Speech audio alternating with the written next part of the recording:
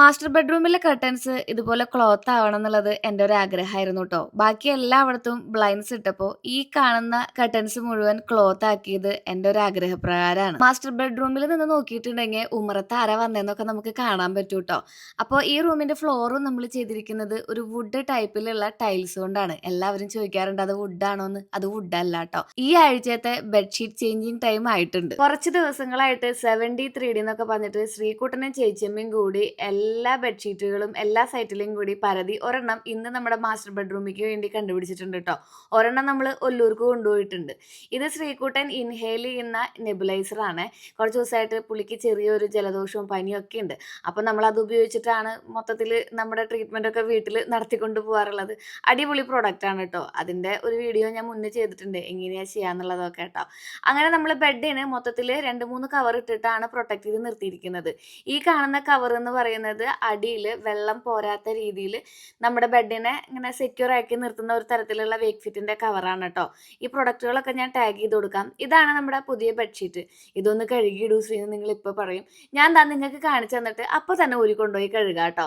അപ്പോൾ ഇത് വീഡിയോയിൽ കാണുന്നുണ്ടെങ്കിലും ഗംഭീരമായ 75D എന്തിന് 1000D എഫക്റ്റ് വേണമെന്നുണ്ടെങ്കിലും ഇതിനെ നേരിൽ കാണുമ്പോൾ നമുക്ക് ഇങ്ങനെയൊന്നും ഫീൽ ചെയ്യില്ല കേട്ടോ.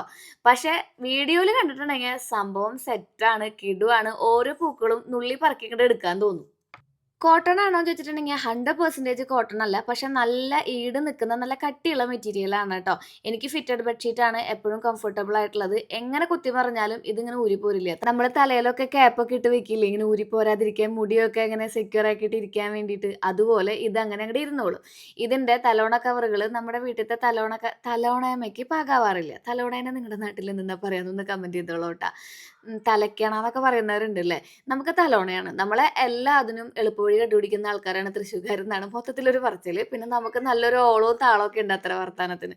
ഈ തൃശ്ശൂർ ഭാഷ നിങ്ങൾക്ക് എപ്പോഴെങ്കിലും മനസ്സിലാവാണ്ടിരിക്കാറുണ്ടോ? ഫൈനലി ഞാൻ ഈ കാണുന്ന പില്ലോ കവർ പാകമാവുന്ന രീതിയിൽ 2-3-4 പില്ലോ മേടിച്ചിട്ടുണ്ടായിരുന്നു കേട്ടോ.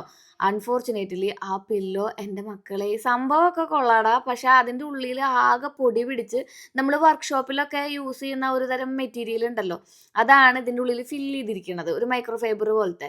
അതൊക്കെ പുറത്തേക്ക് വന്ന് ആകെ പൊടി പിടിച്ചിരിക്കുകയായിരുന്നു. എന്തൊരു സാധനം ഓൺലൈനിൽ നിന്ന് മേടിക്കുമ്പോഴും ഓൺ ദ സ്പോട്ടിൽ പൊട്ടിച്ച് നോക്കിയിട്ട് അതിൻ്റെ ക്വാളിറ്റി ചെക്ക് ചെയ്തിട്ട് വേണം നമ്മൾ അത് കീപ്പ് ചെയ്യാൻ. നമുക്ക് റിട്ടേണബിൾ ആണെന്നുണ്ടെന്നുണ്ടെങ്കിൽ പെട്ടെന്ന് തന്നെ അത് ഓപ്പൺ ആക്കിയിട്ടുണ്ടെങ്കിൽ നമുക്ക് ഇഷ്ടപ്പെട്ടില്ല എന്നുണ്ടെങ്കിൽ തിരിച്ചു കൊടുക്കാനുള്ള ഒരു അവസരം നമുക്ക് കിട്ടുമല്ലോ.